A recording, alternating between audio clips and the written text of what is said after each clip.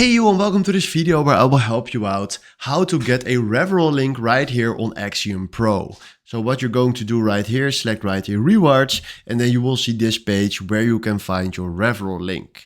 So you see right here that we can share referral or we can edit referral. So first of all, we select edit referral and fill in right here your new referral code.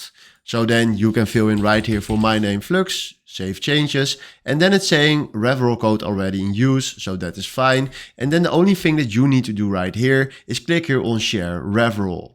Then right now you can put it where you want it, and this is exactly how you can use a referral link right here on Axiom Pro. So if you want to create yourselves an account, please check the link in the description where you can use my referral, so you can support me a little bit with that, and that will be awesome.